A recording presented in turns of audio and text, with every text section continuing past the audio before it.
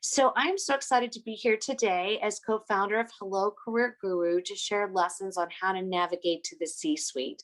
Today, what we're going to focus on is tactical advice on mindsets and behaviors that can set you apart.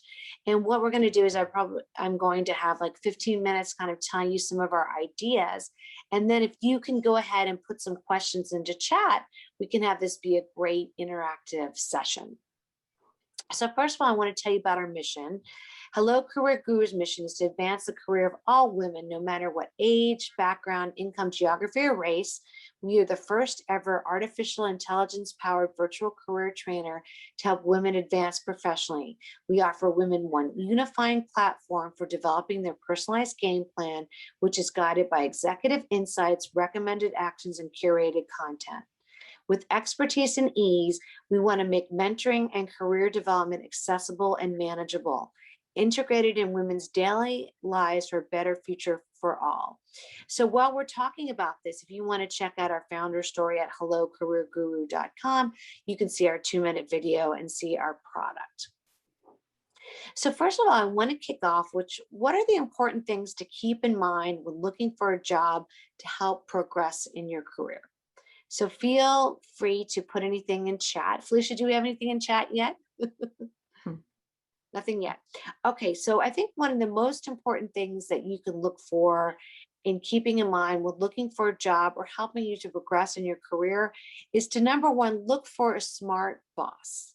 Now, this is something really unusual that we've heard from our C-suite data set that you don't often think about. Like you're so busy in trying to get to the next level or to get a job that you don't often think about the person that you're working for, because the person that you're working for, you really want to make sure that you can learn something from.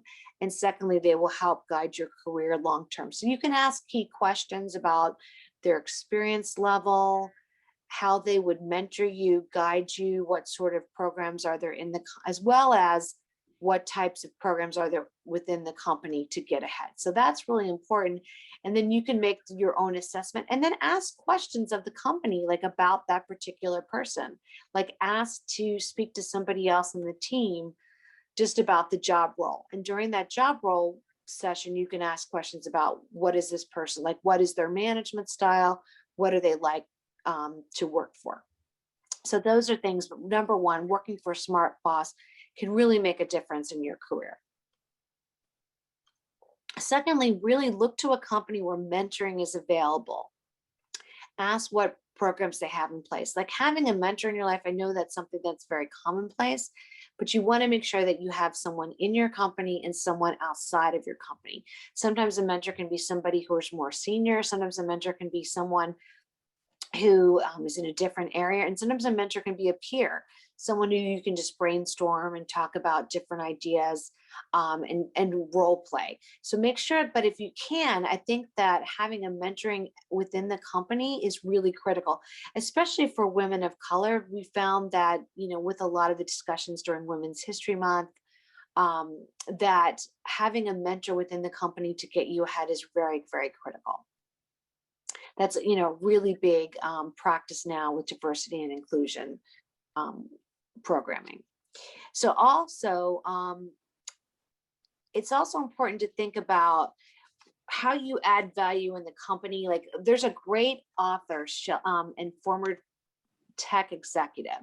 In fact, she was one of the first African-American tech executives in Silicon Valley, Shelley Archambault. And she wrote a book called Unapologetically Ambitious. And in that book, she talks about what can you do to get ahead. And so what she says is when you go into a meeting, be sure not to just introduce yourself, but introduce what you do in a way to prove that you add value. So if you're introducing yourself, say, I'm Suzanna Keith. I work on data analytics to optimize our brand positioning.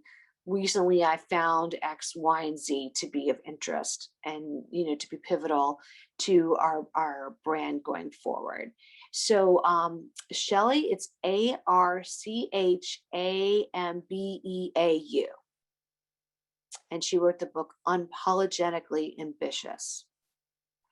So other key points that she mentioned were be ambitious and don't apologize and really do your homework. Look ahead. Who are the people in the key roles within your organization? Try and set up time with them to see how they got ahead, what key aspects were critical to their development, who were their mentors, who were their sponsors. Because Shelley, in her book, she really talks about, like, she wanted to be CEO. She knew right away. And that's one of the things that Hello Career Guru can help you with, is then she went through and she lined up different mentors to help her reach that role, and developed a whole game plan to help her get ahead. Okay, so also to that end, another important thing to think about is a meaningful network of both internal and external opportunities. So I call that planes, trains, and automobiles. Now, what's funny is that doesn't really apply right now in the pandemic, but it's really important to, wherever you are, like whatever virtual chat you're on, whatever one-on-one, if you're doing the walks like HAYVN is providing, like, make sure that you link in and you connect to everyone. And also ask, each person if they have someone that they recommend that you connect with, because you can learn so much more about your journey as you talk to different people and network along the way. And another really positive thing to think about is, rather than networking with people, think about it as connecting with people. Because networking has the connotation of, I want something from you, whereas connecting is about, let's see what we can give to each other along the way. So it's really important to use LinkedIn as much as possible. There's a number of quick tricks. If you're trying to find somebody, you could put, and you don't necessarily know the spelling of their last name, you could put Suzanna and do a capital A-N-D, Hello Career Guru. So when you do that capital A-N-D, it helps you find that person at a company. So that's just like a quick little trick of the trade to help you find people on LinkedIn. Also, it's really critical to go through your alumni networks. Most universities, I would say pretty much all universities, have LinkedIn pages. And then there are tools that allow you to sort and see who different alumni are. And then you can reach out to them as a connecting opportunity as well, because they're always happy to talk to you. Also, whether you're re-entering the workforce or looking for a new job, or feel like you just want to expand your network, which is really critical, reach out to those people that you used to work with. Even though it might have been 10 years, pretty much everybody's on LinkedIn. Just reach out and really casually say, I'd like to reconnect. Do you have 10 to 15 minutes of time to chat with me? Most people right now have that extra time given the pandemic, and they're so willing to help. Because I think the big thing that we all realize right now is that we have what's called a C-session going on. Those in the last few months that have lost their jobs, 90% have been women. And so many employers are realizing that it's critical to reach out to women and help them get back into the workforce, and that we all need to do something to help more women get back into the workforce. So the best thing we can do is by connecting. So really concentrate on taking time every day to work on this network. Take like 5 to 10 minutes to reach out to one new person every day, and then try to have maybe 10 to 15 minutes of a connect coffee every day. So again, it's really critical to build a meaningful network of internal and external opportunities. That way, it's important when you're doing a job search, but it's just also important for your future as you want to find a way to get to the C-suite. So I think an important thing as a C-suite woman, what kind of things can guide you along the path? And I think a really important thing is constant, honest self-assessment. Really make sure that you get those annual reviews, but ask for continuous feedback. I think that's something that we're all afraid to ask for. And continuous feedback is really critical to getting ahead. In fact, we just did a Hello Career Guru podcast that you can find on our site with an expert, Laura Daly, which is all about getting feedback. You want that positive feedback, to build you up, but you also want to get some of that feedback to help you do better. And so it's really critical to have some great tools about how to ask for that. And then you want to just do this honest self-assessment of, what do I need to do and get ahead? And then you really need to look at setting and reviewing goals. Like, what are your goals to get ahead? Like Sonal Rinello is an excellent example. She is our CMO, and she was CMO for L'Occitane and for Procter and Gamble. And she wrote a book called Job Agenda about the importance of starting and maintaining a network for your professional development and to even help you set your goals. So I would highly recommend looking into that book called Job Agenda. And then you're able to set, it allows you to give you different tools of where you can actually go in and practically set goals. And then you could use that alongside Hello Career Guru with the learning and the curation about how to set goals, how to set the next steps of getting ahead. And she also mentioned, as a C-suite woman, it's great to use LinkedIn to really get out there. And when you see other people's posts, rather than sharing them, one of the biggest things from the LinkedIn algorithms that she learned was to make comments. Try to make relevant comments on other people's posts about things that you've read in the press, whether it's Women's History Month. Now we're going into all sorts of other key events. We just had Equal Pay Day. Try to make relevant comments that, based upon your experience and what's happening in the marketplace, really can help differentiate you and make you different as a leader. Because again, that's something that we're really focusing on today. So what are Felicia, do you have any questions so far? So we're at 12:21. From other people, I just had one question about how do you recommend getting feedback?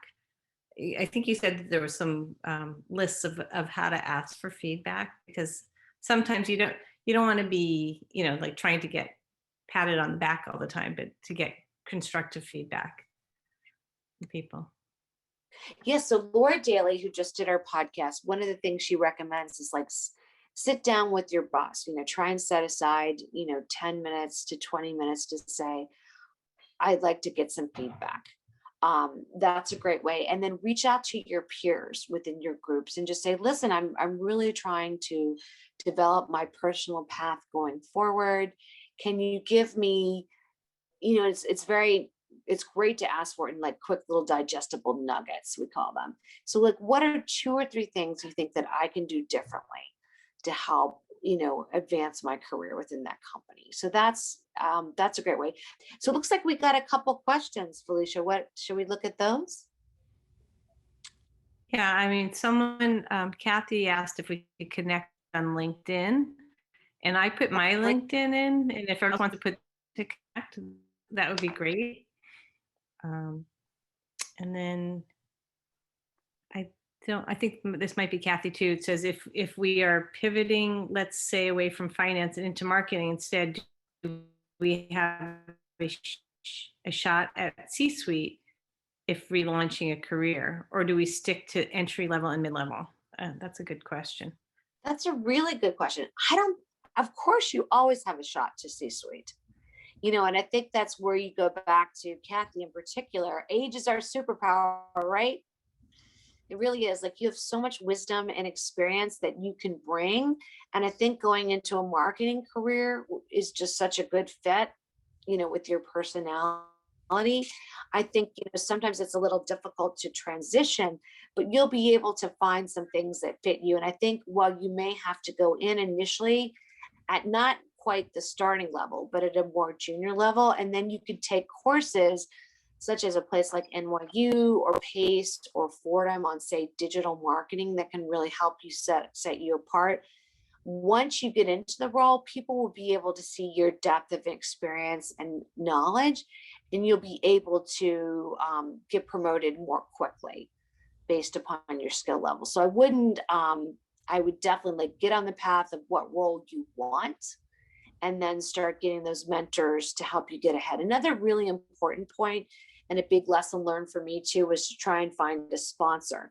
And that's something that you want to do right away within that new job, Kathy, is to find somebody within the company, and that person doesn't have to be in your particular vertical area or your silo. It can be somebody outside, but someone who potentially is part of the hiring decision.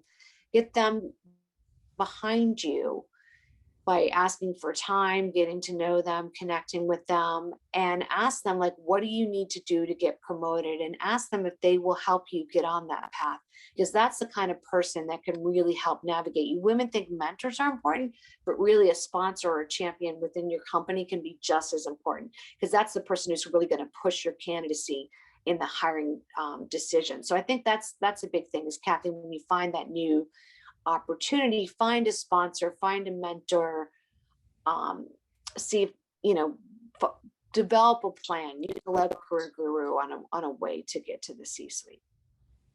Thank you. Does So anybody? Yeah. I had one other question, and then I don't want to monopolize, but how many women do you actually know over 55 years old that have gotten a job in the C-suite? Like, it seems that there's a bit of ageism there, even though you're saying like wisdom is your superpower. That's not, I haven't found that as a reality, and I'd love to get your feedback since you're out in the world. Yes, well, I think, you know, I've definitely seen a number of friends like move from C-suite roles to C-suite roles. But you know what's interesting is that I know that sometimes that happens to within smaller companies. Like, it's maybe not happening at the big Fortune 500 level. But I think what's also so great is so many women are now transitioning and even creating their own opportunities and their own companies. And I think that's primarily where I'm seeing a lot of that happening, is that, you know, don't give up hope. There's definitely that possibility. You know, I've seen a number of them. And if you want, you know, connect with me and I'm happy to share more of those case studies. But if you look at someone like back to Shelley Arkenbaugh, or even Susan McPherson, who you had your recent book group with last night, you know, you see a lot of these women, they're able to, based upon their experience and how hard they've worked, able to go to different companies and be on boards now as well.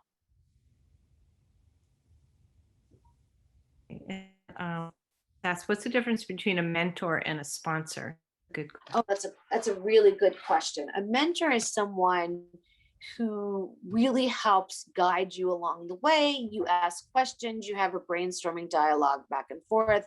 They can look at your Hello Career Guru plan. They can look at your 360 plan. Whereas a sponsor is someone within is specifically within your company, and there's someone that's going to help you advance. Like, ideally, that would be someone who has a foot in as far as the promotion process. And so you want to try to identify, and you can ask your boss that, like, who's part of the hiring decision, who's part of the promotion decisions, and identify that person and build a relationship with them, because they can really, and then ask them, you know, who else is there within the company that I need to get to know. So hopefully that clarifies the difference.